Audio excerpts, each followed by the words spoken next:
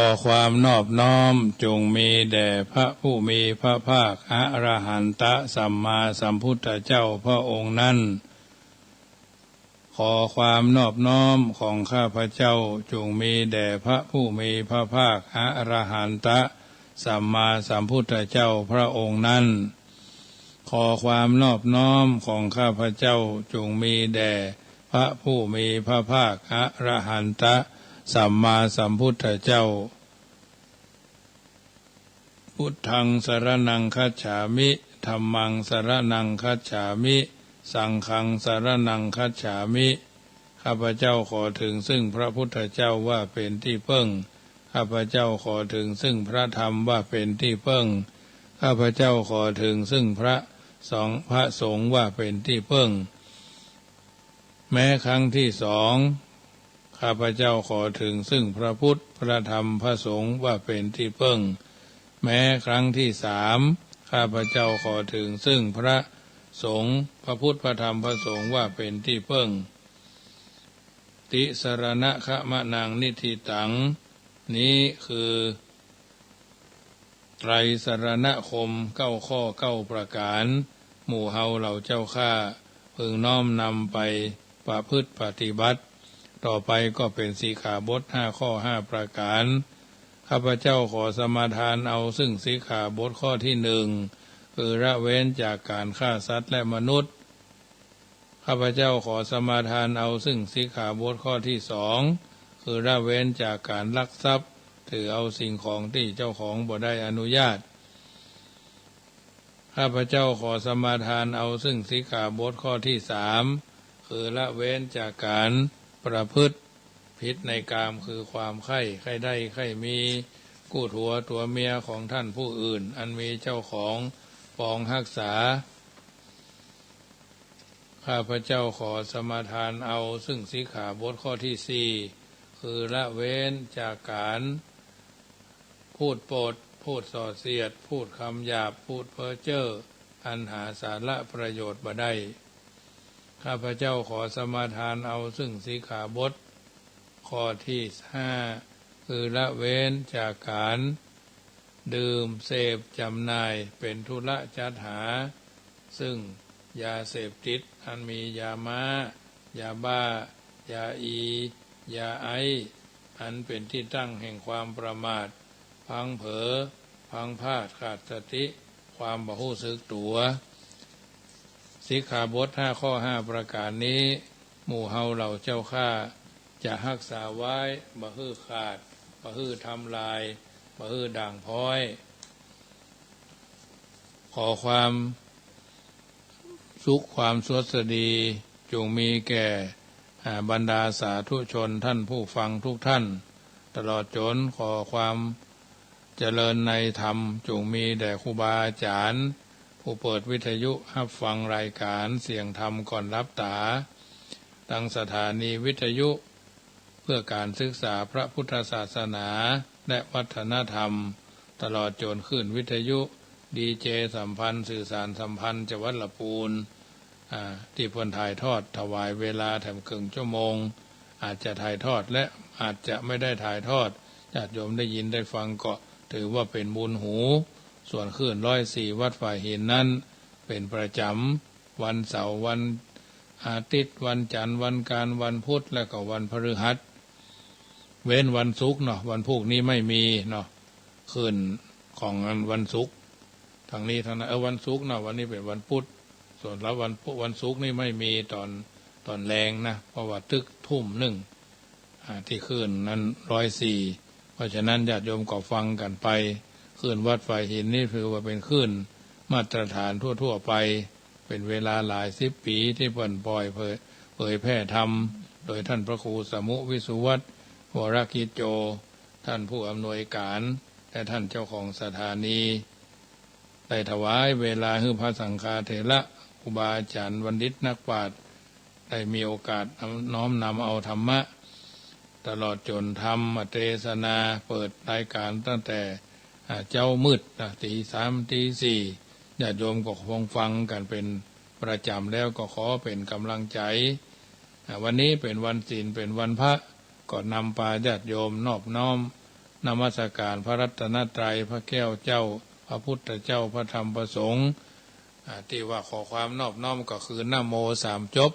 ทัดนั้นมาก็เป็นบทผลห้องว่าไตรสรณคมเนาะพุทธังสรณังธัมมังสรณังสังฆังสรณังย้ำแถมทุติยัมปิพุทธังธัมมังสังฆังตติยัมปิพุทธังธัมมังสังฆังอันเนี้ยผลห้องว่าไตรสรณคมสิกขาบท5ข้อก่อข้าพเจ้าขอสมาทานสิกขาบทข้อที่1ก็คือปานาข้อที่2ก็อทินนาข้อที่3ก็กาเม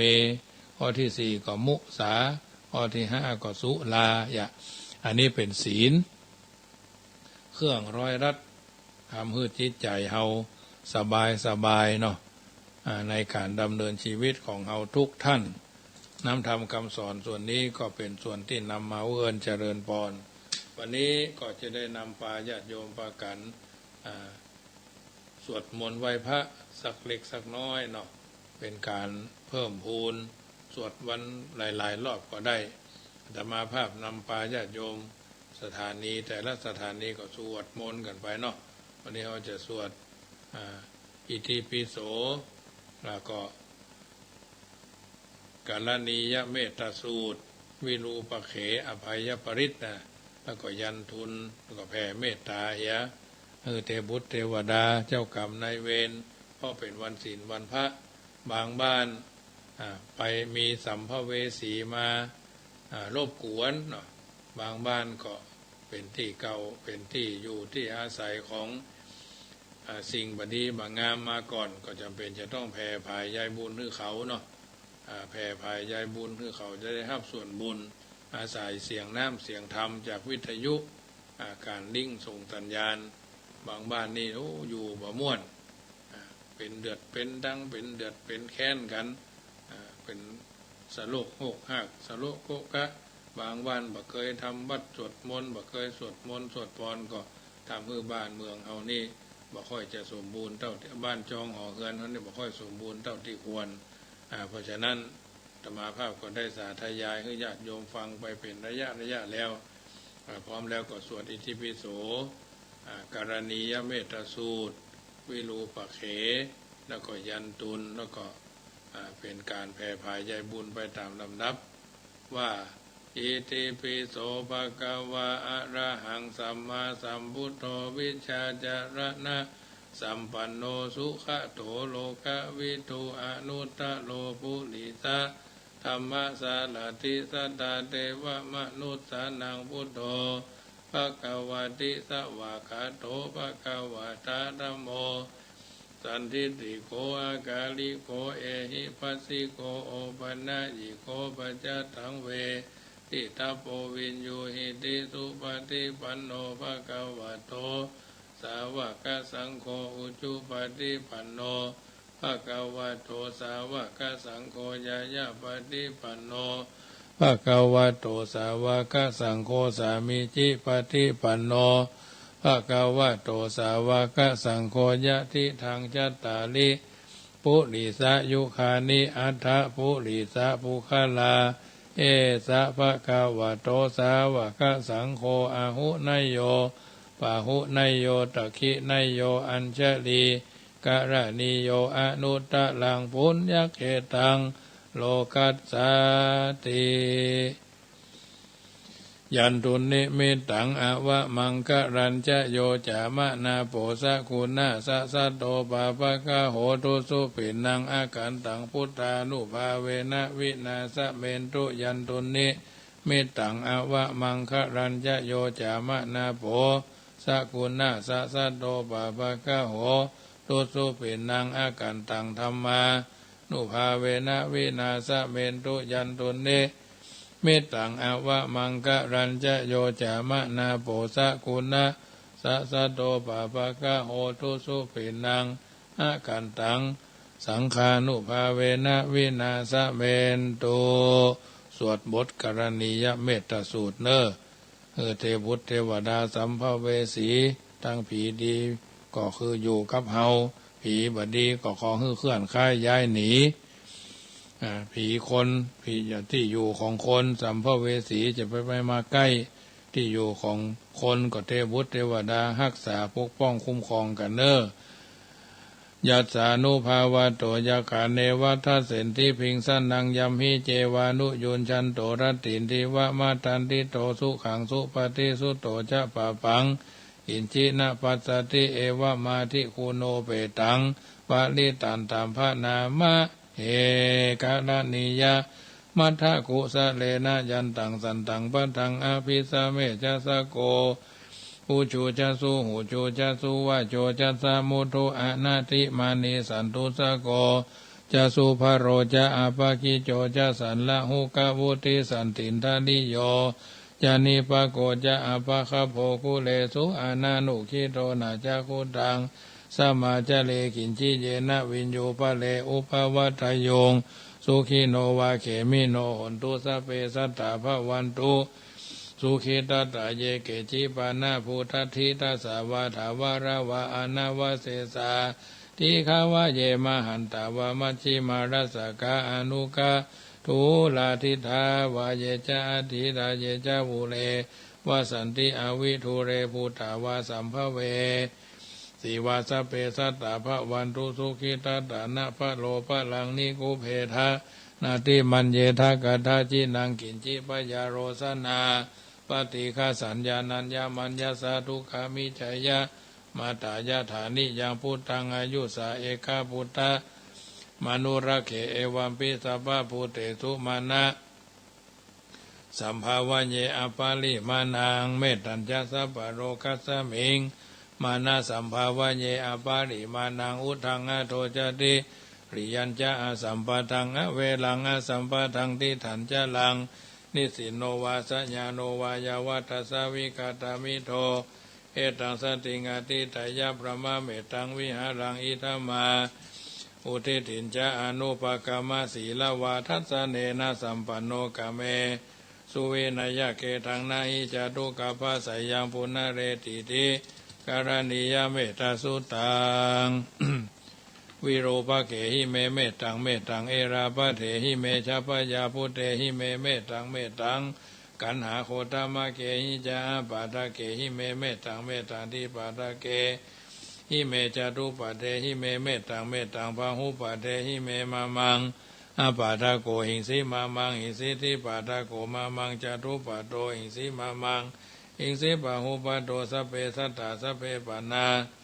สัพเพพุทธาจะเกวราสัพเพพัทธารานิปัสสันตุมากินจิปะปะมาฆามาอะปะมาโนพุทโธอะปะมาโนธัมโมอะปะมาโนสังโฆปะมานะวันตานิสิริงสัพพานิอะหิวิจิกาสัตตปฏิอุณนานาปิสระภูมุสิกากัตตาเมละขะกัตตาเมปริตาปฏิกมันตุพุทธานิโสหังนะโมภะคะวะโตนะโมสัตตานังสัมมาสัมพุทธานังขันธปาลิตังต่อไปก็แผ่พายายบุญเนอกุศลบุญญาลาสีเวลาอย่างนี้นามีมากผู้ค้าทั้งหลายกะตามใดแล้วจะขอถวายฝากไปหาเทพาเทวดาอันรักษาวัดวาคามาเขตสีมาบ้านจองห่อเฮือนที่อยู่ที่อาศัยเลือกส่วนคามาเขตเป็นเก้าตกเนื้อออกไตแดนเขตไกลและอันรักษายังตนไม่ลูกคาโมลาพระพัตตาแต่เดิมงุ่นแปงไฟป่าไม้ด่านดอยดงอากาศสะวิมานทรงสอ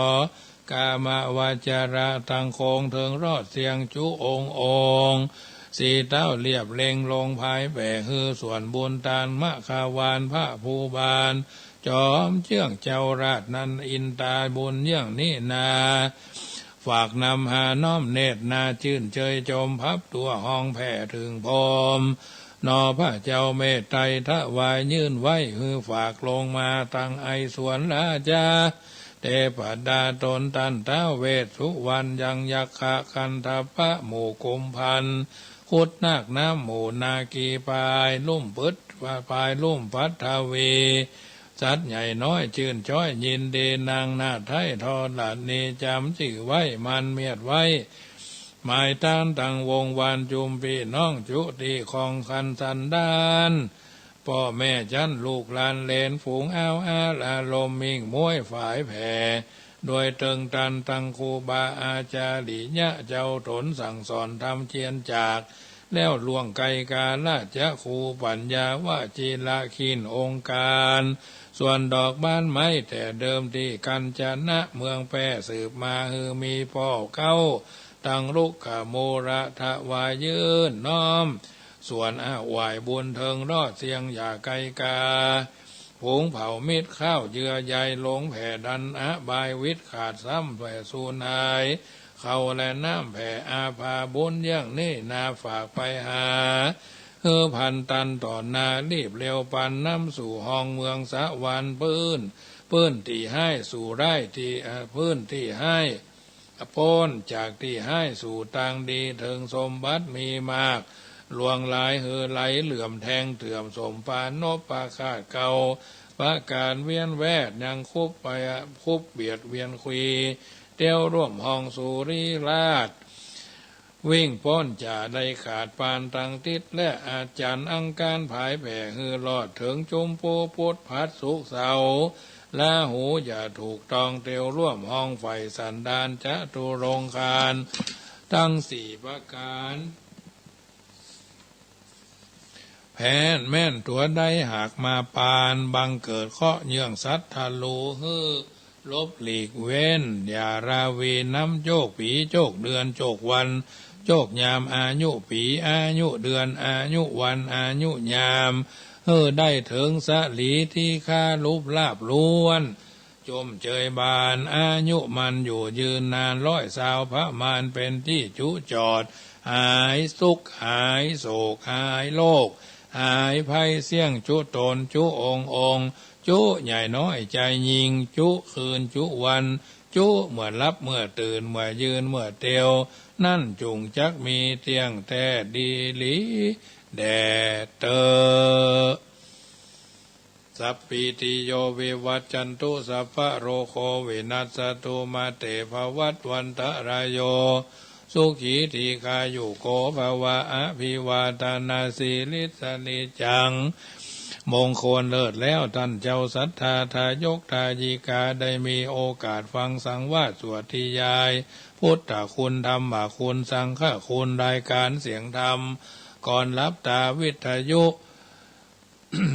เพื่อการศึกษาพระพุทธศาสนาวัดฝ่ายหินอำเภอเมืองเชียงใหม่เมตตาในท่านพระครูส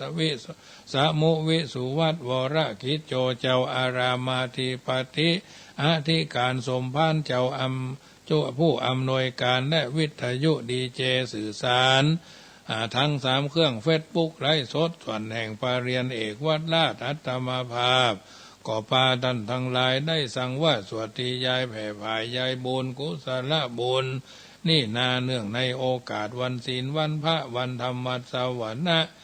เดือน5เหนือแฮม14ค่ำพำว่าเป็นเดือนแฮมกาลปักแห่งเดือนดับหนวันที่2 มีนาพุทธศักราชราชา2565ท่านทั้งหลายบรรละเสียงจารีตหีดหอยได้ฟังน้ำฟังธรรมแผ่ผายยายบุญโดยการตั้งจิตเจตนาผายแผ่ไปถึงพ่อถึงแม่ถึงพี่ถึงน้องเพื่อนพ้องสหายเจ้ากรรมนายเวรพ่อเกิดแม่เกิดเทวบุตรเทวดารักษาจะตาเดือนจะตาวันจะจ่าปีจะตายามรักษายังคามาเขตสีมาบรรจองเลือกนาไล่สวนยานยนต์พาหนะแม่ย่านางตลอดจนสะดีละล่างสังขารเฮาท่านทั้งหลายสุขสบายเมื่อรับเมื่อตื่นเมื่อยืนเมื่อเตียวเมื่อเกี้ยวเมื่อกินทุกคนทุกท่านนั่นจุงจักมีแท่งแต่ดีหลีแด่เตอใจยะภวังใจยะสุปมังกลังใจยะสุถีภวันตุโวสิโลเมพุทธาเตวัจจะนะลาเตปิยังมะสัทธาสุถีภวันตุเมเอาละญาติโยมปั่นปอนก่อนที่จะจบเนาะแต่ประเดี๋ยวยังมาจบเด้อเบื้องต้นสวดมนต์ไหว้พระแผ่ภายยายบุญอันนี้ก็ทุกวันศีลก็อาจจะมีหลากหลายกรรมที่อาตมาภาพเอามาอู้นี่ก็ไปเสาะค้นคว้าหาหันหานี่เอาไทยพ่องอีสานพ่องเหนือพ่องใต้พ่องเสาะพืชหันพืชนี่ฟื้นหันฟื้นนี่ ก็เอามาอู้ให้ญาติโยมฟังไปเถอะถือว่ามีมนต์ขลังอยู่ในตัวเนาะสวดมนต์ก็เหมือนกันคือสวดดังๆสวดเสียงไพเราะอันนี้ส่งแห่งการสวดมนต์นี่ก็ไม่ใช่ธรรมดานะญาติโยมเอ๋ยสวดกันไปแผ่ภายใยบุญกันไปถือว่าเราท่านทั้งหลายได้ฟังกันไปเป็นลำดับลำดาถือว่าได้ยินได้ฟังก็เป็นมงคลกับหูตัวตนเราทุกคนทุกท่านเพราะฉะนั้นมาค่ำย้ำคืนของวันนี้เป็นค่ำคืนของวันศีลตัวเนาะฟังกันไปอย่างกันไปเที่ยวเล็กเที่ยวน้อยนะเป็นมงคลแก่หูเราท่านทั้งหลายทั้งนี้ท่านั้นก็ไม่ใช่ว่าฟังแล้วสนใจ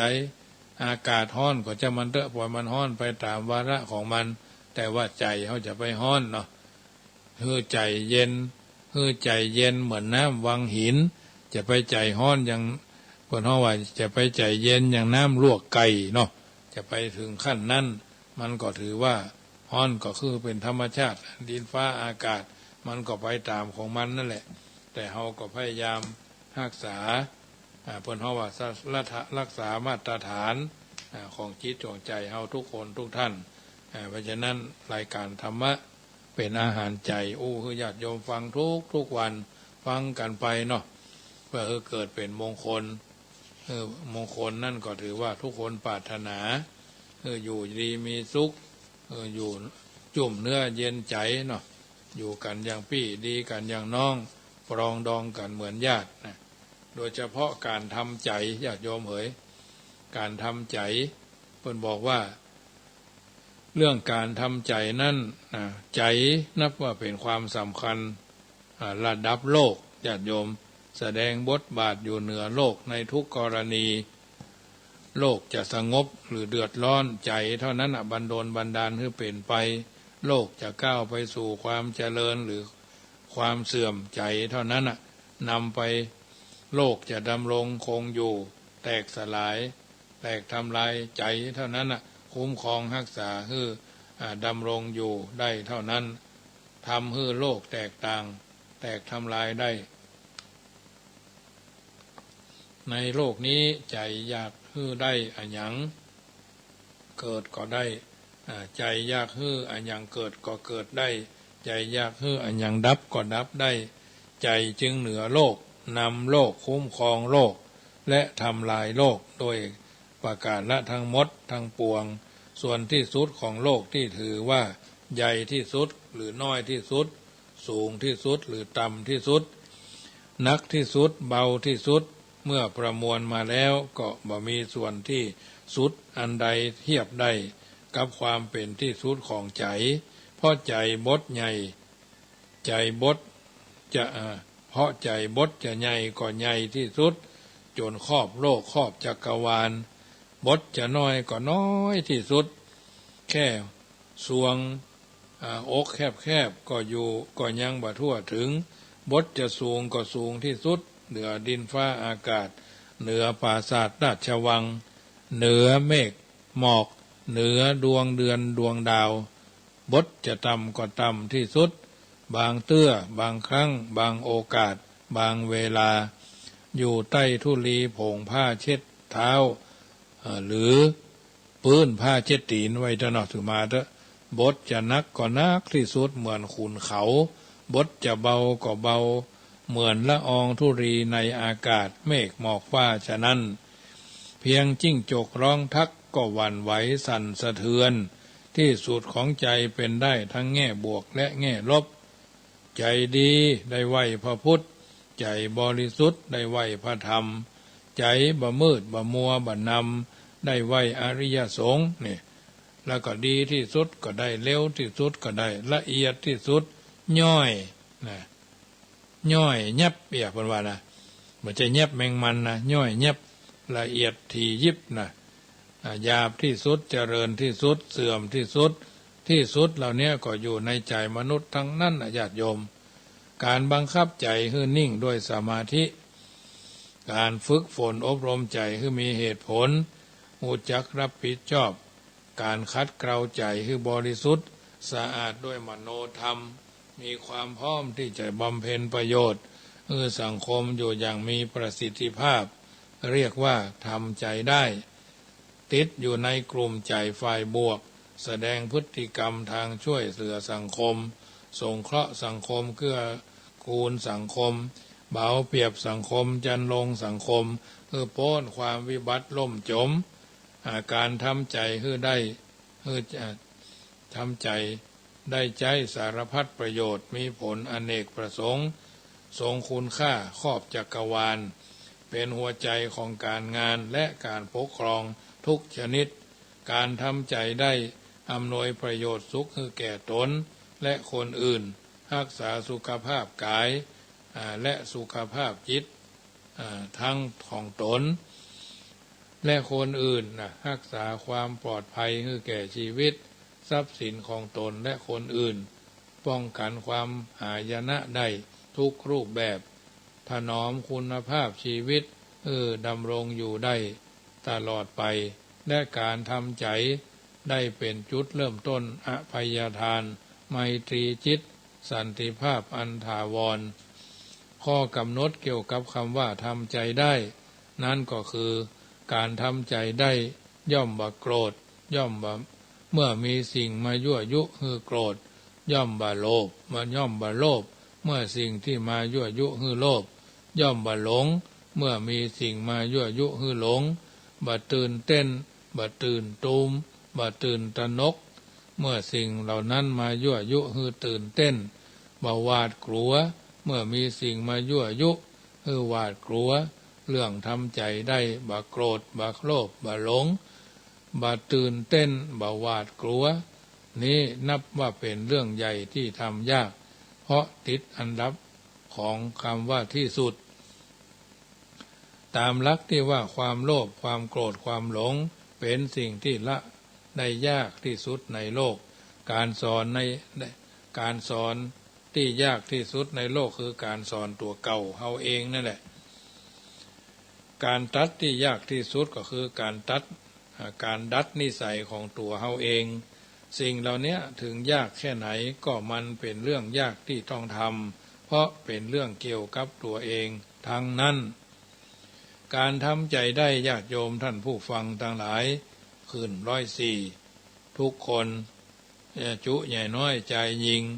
การพักการอู้การทำการคิดไว้ชั่วระยะเวลาหนึ่งเพื่อยับยั้งความวู่วามความหุนหันพลันแล่นความอาฆาตพยาบาทดุร้ายฉุนเฉียวเกลี้ยวกราดตกเป็นทาสของอารมณ์เอาแต่ใจตนเองเป็นที่ตั้งทำใจได้ทำให้เรื่องใหญ่ร้ายแรงกลายเป็นเรื่องน้อยกลายเป็นเรื่องขี้ผงอีเนาะ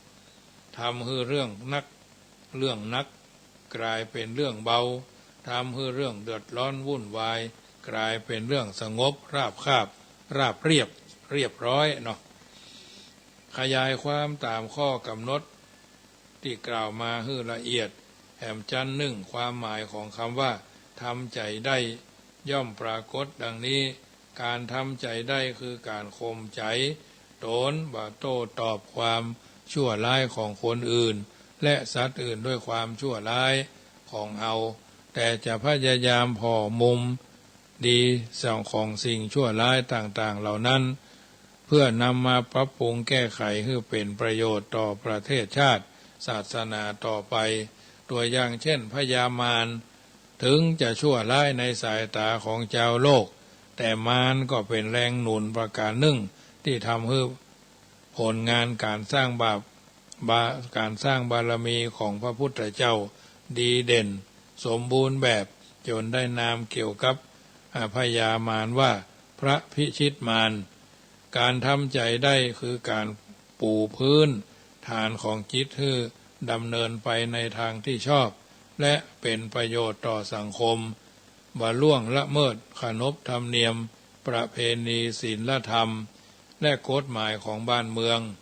มีความเหนียวแน่นมั่นคงไม่เอ็นเอียงเปลี่ยนแปลงไปตามแรงกระทบของกิเลสดำรงชีวิตพิถีพิถันรอบคอบความผิดพลาดมีน้อยหรืออาจไม่มีเลยปรับความเป็น อยู่เฮือเก้ากับธรรมชาติสิ่งแวดล้อมกลมกลืนเป็นอันหนึ่งอันเดียวกันไม่ขัดขวางคะคานกันสลัดอารมณ์ขุ่นมัว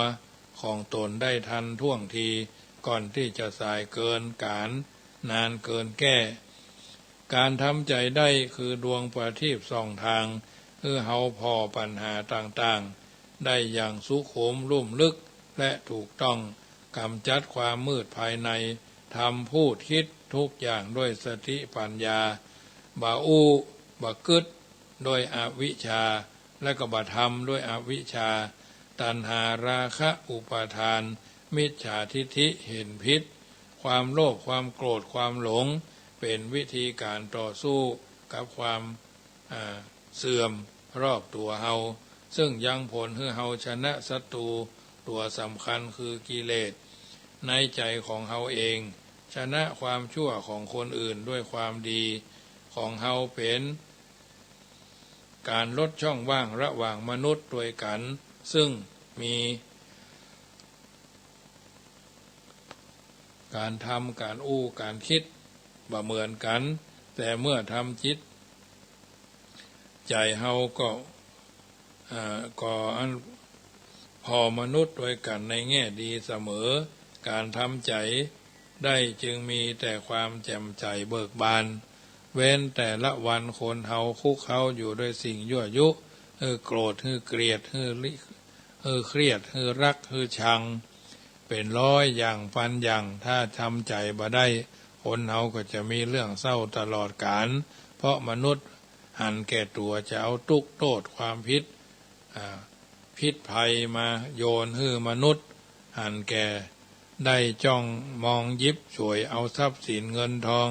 มนุษย์ฉลาดแกมโกงจ้องเอารัดเอาเปรียบทุกอย่างมนุษย์หลอกลวงต้มตุนหลอกลวงเฮาแต่ละปี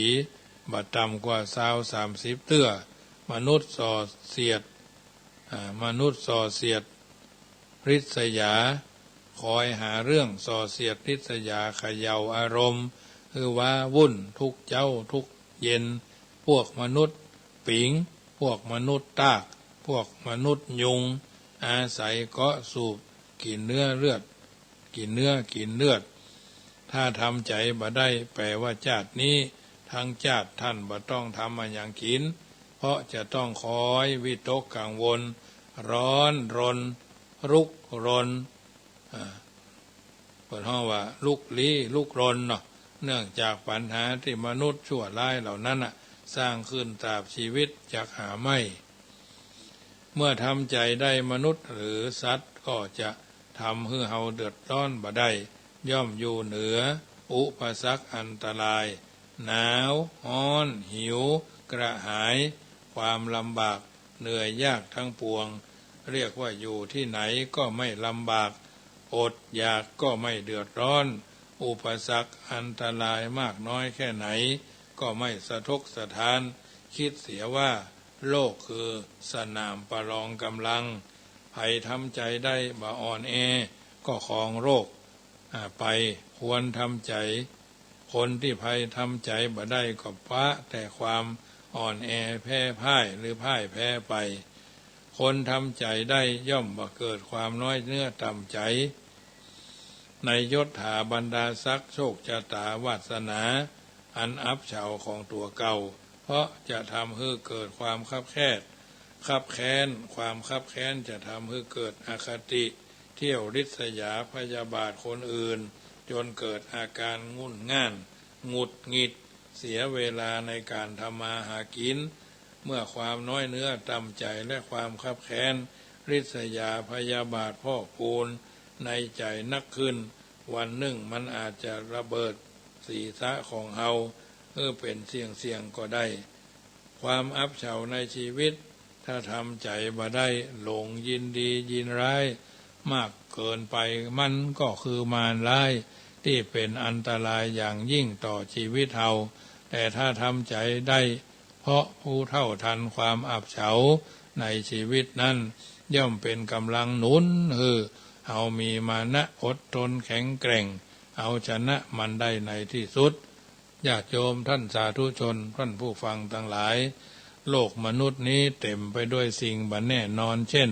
ความสุขความทุกข์เป็นเรื่องบ่แน่นอนเอาจริงเอาจังยากเหมือนความฝันความจนความรวยเป็นเรื่องไม่แน่นอนขึ้นขึ้นลงลงสูงสูงต่ำต่ำเหมือนสายน้ำความผาสุกสำราญความเจ็บไข้ได้พยาธิเป็นเรื่องบ่แน่นอนลับลับล่อล่อเหมือนผีหลอกความเกิดความแก่ความเจ็บความตายพัดภาคเป็นเรื่องบ่แน่นอนเกิดได้กับทุกคนเหมือนดูละครโรงใหญ่ความฮักความชังเป็นเรื่องไม่แน่นอนเปลี่ยนอยู่เสมอเหมือนเข็มนาฬิกาอารมณ์ของมนุษย์ปุถุชนบ่แน่บ่นอนอ่อนไหวอยู่ตลอดเวลาเหมือนใบไม้ต้องลมความหวังบ่แน่นอนรอหายเหมือนชาวนารอฝนรสนิยมของคนไม่แน่นอนผันผวนพลิกแพลงกลับตลปัดเสมอเหมือนลมฝนใต้ฝุ่นชะตาชีวิตไม่แน่นอนโตกสูงโตกต่ำเหมือนแข่งขันรถบนทางวิบากเฮาท่านทั้งหลายอาศัยอยู่บนโลกใบนี้อันมีทุกสิ่งทุกอย่างล้วนบ่แน่นอนชีวิตจึงหาความแน่นอน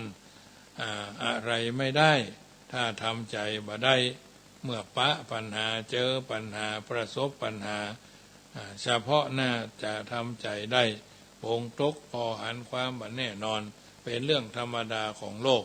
ความเดือดร้อนก็มีน้อยหรืออาจบ่มีเลยญาติโยมท่านสาธุชนท่านผู้ฟังทั้งหลายอันนี้เป็นรายการเรื่องของการทำใจมอบเป็นปฏิพรบรรดาญาติโยมสาธุชนท่านผู้ฟังได้ยินได้ฟังเป็นลำดับมาค่ำคืนนี้ก็ถือว่าเป็นอาหารใจบางท่านถ้าจะรับละไปแล้วเนาะบางท่านถ้าจะรับละบางท่านก็อาจจะอากาศจะเพลียเนาะขอเป็นกำลังใจให้ทุกท่านนะที่อยู่ทางบ้านกำลังใจหาได้จากการประคับประคองสนับสนุนส่งเสริมกันในการที่จะอยู่ช่วยกันประคับประคองสังคมเฮาให้ก้าวไปสู่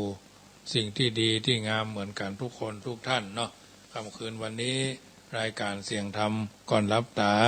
มาถึงช่วงแห่งการเปิดสายหน้าไมค์บรรดาญาติโยมโทรศัพท์กันเข้ามาได้เนอะธรรมะส่องใจธรรมะสว่างใจฟังแล้วเป็นจะใดก็โทรศัพท์มาได้หรือบ่โทรก็ว่าเป็นอย่างเนาะซึ่งบางท่านก็บ่เคยนะบางท่านก็เคยฟังขึ้น96แต่วันนี้ขึ้น104เวลา1ชั่วโมงเหลือ15นาทีสุดท้ายทักทายกันเข้ามาก็ได้แต่มาภาพจะไปร่วมทำบุญออกโรงทานเนาะเจริญพรแม่ครู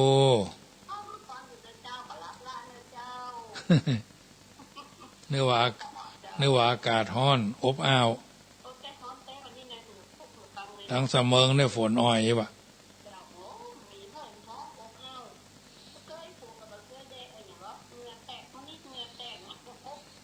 อาตมาเนี่ยอยู่พัดลม3 ตัวกันเลย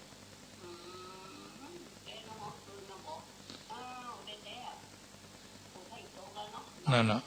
ฮ้อนกล้วยสุกกะฮะ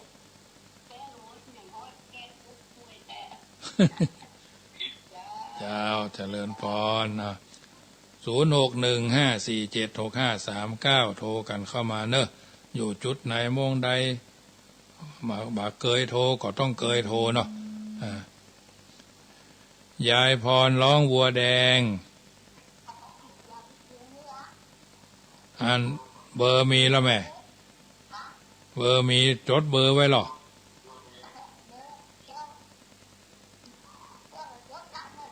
เจ้า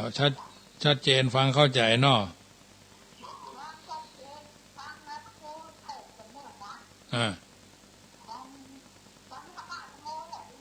เจ้าก่อมวนตั้งแต่ตี 3แล้วก็อันขึ้นตุลุงยองตุลุงเยิงฟังว่าเนาะเจ้าก่อมวนดีเนาะ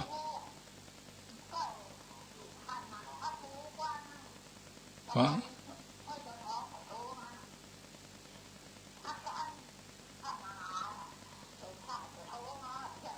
อ๋อ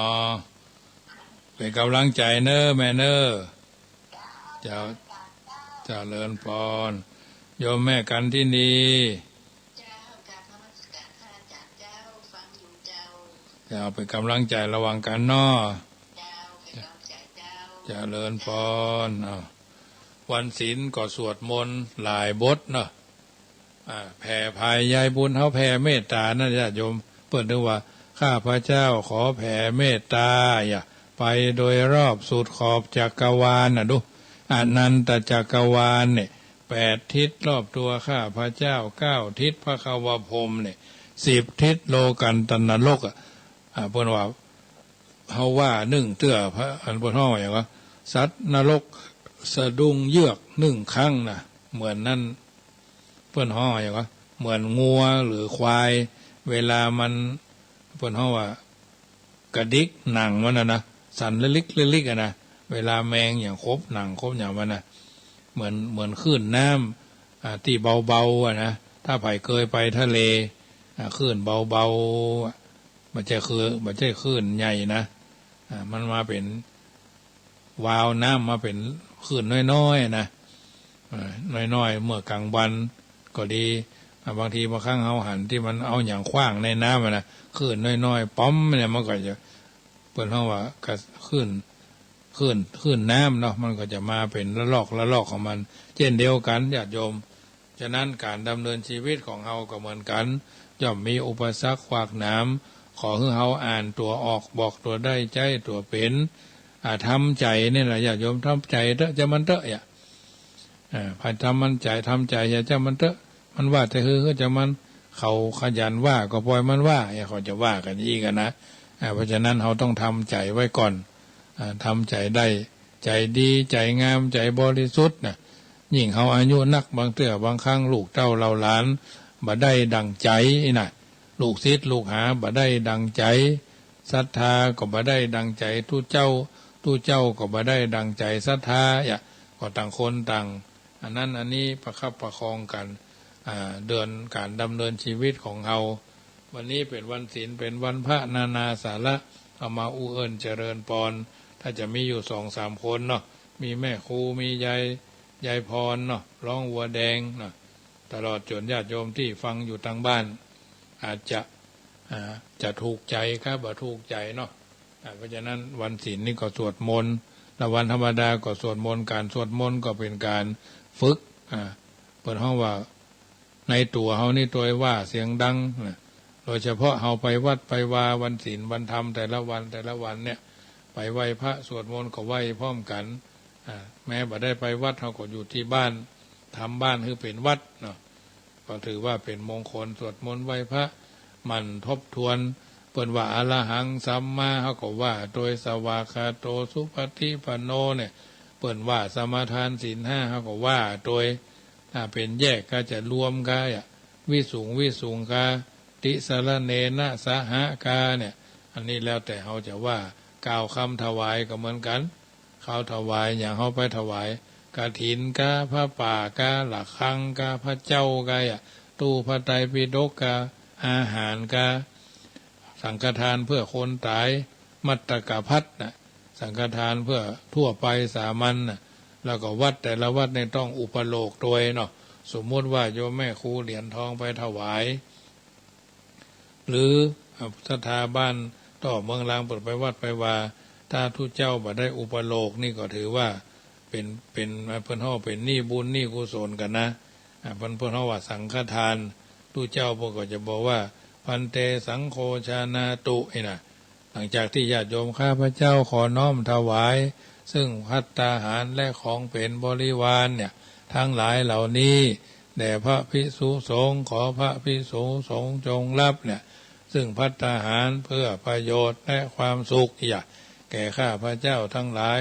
สิ้นการละนานเทินเนี่ยก็ถือว่าสาธุฮับสายก่อนเนาะเจริญปอนโยมแม่พี่น้องสารพีเนาะชัดเจนดีชัดเจนดีเนาะชัดเจนดีเนาะ ฟังกันก็ม่วนไปเนอ เจ้า เป็นกำลังใจเนอเจ้า เจ้าเป็นกำลังใจเลยจ้ะเจ้า เจริญพรอันเพื่อประโยชน์และความสุขแก่ข้าพเจ้าทั้งหลายสิ้นการละนานเทินนี่นะเพิ่นก็สาธุตัวเจ้าประธานสงฆ์เอาจะไปเอาเฉพาะถ้าวัดใดเพิ่นบอกอุปโลกนี่ก็ถือว่าจะผิดเพี้ยนเรื่องวินัยแห่น้อยนึงนะและแถมอย่างนึงคนที่เอาไปกินมันเป็นของสงฆ์หรอถ้าทุเจ้าเพิ่นว่าพันเตสังโฆจานาตุอีนะอย่าเอาไปเข้ากรรมเนี่ยเข้ากรรมปฏิบัติธรรมที่นั่นที่นี่ทุเจ้าเพิ่นก็จะต้องอุปโลกเนาะเอาขันเข้ามาอย่างขันหนึ่งพันเตสังโฆจานาตุขอสงฆ์จงฟังคำข้าพเจ้าอย่าบัดนี้ทายกทายิกาได้น้อมนำมาซึ่งภัตตาหารมาถวายเป็นสังฆทานแด่พระภิกษุสามเณรก็แลสังฆทานนั้นมีอานิสงส์อันยิ่งใหญ่พระพุทธเจ้าจะได้จำเพาะเจาะจงถวายแด่พระภิกษุรูปใดรูปหนึ่งก็หาไม่ได้ให้แจกกันตามลำดับบรรดาที่จักมาถึงบัดนี้ข้าพเจ้าเป็นสมมติเป็นผู้สมมติตนเป็นผู้แจกของสงฆ์พระภิกษุสงฆ์รูปใดเห็นไม่สมควรแล้วไซจงทักท้วงคืนในธรรมกลางระหว่างสงฆ์อย่าได้เกรงใจถ้าเห็นสมควรแล้วไซจงเป็นผู้นิ่งอยู่ก็จะยุดเว้นวรรคให้น้อยนึงเหมือนเอาหายใจจะโซ่ไว้นะบัดนี้ข้าพเจ้าจักดูไล่ว่าพระภิกษุสงฆ์เป็นผู้นิ่งอยู่จะได้แจกณโอกาสบัดนี้ยังปัตถมภาโคเทระจะปาปุนาติส่วนที่หนึ่งย่อมถึงแก่พระมหาเถระผู้มีพรรษาเหนือข้าพเจ้าอวเสสาภาคาอัมหากังปาปุนาติส่วนที่เหลือจากพระมหาเถระย่อมถึงแก่ข้าพเจ้าและพระภิกษุสามเณรเหลือจากข้าพเจ้าและพระภิกษุสามเณรย่อมถึงแก่อุบาสกอุบาสิกาเนี่ยเหลือจากอุบาสกอุบาสิกาแล้วไซย่อมเป็นอาหารของสรรพสัตว์น้อยใหญ่อันจักมาในจตุรทิศทั้งสี่ในโอกาสต่อไปด้วยเทินสังโฆรุจจติสังโฆรุจจติสังโฆรุจจติเพื่อก็จะสาธุนะอันนี้หมูหมากาไก่เทวบุตรเทวดานกหนูปูปลาเอาไปกินก็ไม่ผิดเนาะเพราะเพื่อนอนุญาตแล้วเพื่อนห้องว่าอุปโลกนะวัดใดบัดทำเนี่ยโอ้เป็ดนักเป็ดดิบนี่นะญาติโยมถ้าทำอาตมาแต่ก่อนนี่ก็มีกะเดี๋ยวดังจากอุปโลกเนี่ยมันถึงมาใกล้หรอมันตายล้มหายตายจากไปหมดอะสัมภเวสีเป็ดดิบเนี่ยนะเลอะแต่ก่อนนี่นะบัดเดี๋ยวนี้ก็เหมือนกันมันไปหมดละวัดวาอารามบางวัดบสวดโยโกห้องก็นักแก่ผีได้ผีเพศเพื่อนเขาว่าเปรตดิบนักญาติโยมเอ๋ยผีเพศนี่นะประมาณนะฉะนั้นเท่ามันสวดมนต์ไหว้พระไปกินตานของอุปโลกอย่างทุกเจ้าพูดไปเข้ากรรมไปหิวกะที่หั่นที่นี่นะเพื่อนเข้าปฏิบัติธรรมหรือเข้าปริวาสเพื่อก็จะอุปโลกทุกเจ้าเป็นการประเป็นนี่ระหว่างญาติโยมบางเตื้อนี่ก็มันบัดได้อุปโลกนั่นมันก็เป็นกรรมเป็นเวรเนาะนิดหน่อยจะไปนึกว่ามันมาฮื้อผลนะบุญก็ดีบาปก็ดีมันฮื้อผลพอๆกันนะจะฮื้อนักฮื้อน้อยฮื้อก่อนฮื้อหลังฮื้อสม่ำเสมอก็ว่าเมินไหนฮื้อก็แล้วแต่ฉะนั้นสิ่งละอันพันละน้อยก็สามารถสร้างเสริมเพิ่มเติมเขาจะไปรอกับพ่อจานจะไปรอกับผู้จานเนาะเตื้อผู้จานบ่ได้มาก็บ่มีก็อย่างอาตมาภาพนี้ก็เช่นเดียวกันนำพาญาติโยม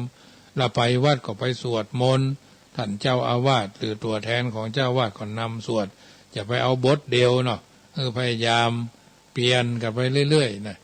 ที่เขาควรจะได้ญาติโยมไปวัดไปวาก็มันการควรจะได้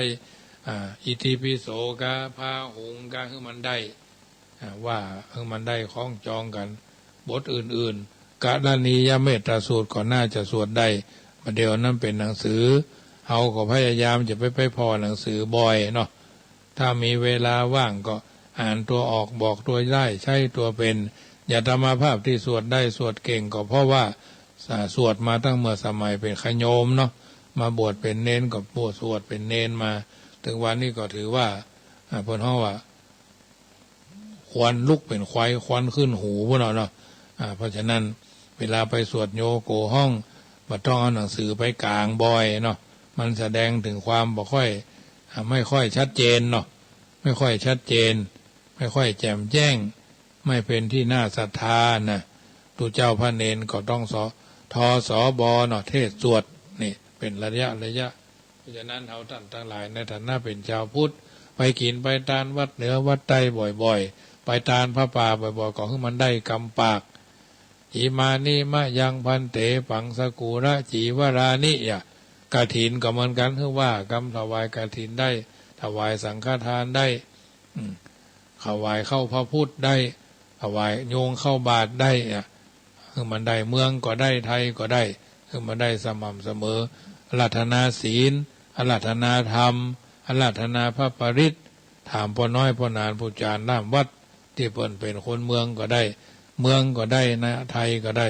ที่วัดพระธาตุสรีจอมตองนี่เวลาเพิ่นจะเทศนาธรรมหน้าศพหลวงปู่เพิ่นก็มีอุบาสิกาแม่ยิงนะเพิ่นเปลี่ยนกันอาราธนาธรรมเป็นทำนองเนาะโอ้ฟังแล้วขนลุกซ่าแหละเอาเถอะเอาไปเทศท่านเทศนี่แม่ชีหรือแม่ขาวเนาะเพิ่นนำสังวาสสนธยายก็ถือว่าเป็นส่วนที่ดีเพราะฉะนั้นในค่ำคืนนี้รายการเสี่ยงธรรมก่อนรับตามาถึงช่วงที่จะได้นำรายการจากท่านไปก่อนกึดจะได้ค่อยใจเทิงแปลงใจเทิงก็โทรศัพท์หาได้มีความบ่เข้าใจในด้านประเพณีจักกินจักตานอันใดอันหนึ่งเลิกผานาทีคืนเฮือนใหม่แต่งงานตานหั่นตานนี่เนาะเอาจะเนี่ยจะใดอันนี้ก็สามารถปรึกษาได้เนอะโดยไม่คิดค่าใช้จ่ายไม่มีค่าใช้จ่ายช่วยกันได้ประคับประคองกันไปเรื่องโหราชะตาเจ้าเลิกผานาทีก็ถือว่าช่วยกันไปประคับประคองกันไปเพราะเราอยู่กันอย่างพี่ดีกันอย่างน้องปรองดองกันเหมือนญาติชาติประเทศเราก็จะเจริญไปตามลำดับสมสมัยได้เวลาขอนำรายการจากท่านไปก่อนอภิวาตานะสีริสนิจังพุทโธบังซ้ายธัมโมบังขวาสังโฆบังกายาอะระหังบังเกสาอะระหังพุทโธนะโมพุทธายะอายุวันโนสุขังปะลังรับเป็นสุขตื่นเป็นสุขทุกคนทุกท่านนั่นจงจักมีแด่เธอ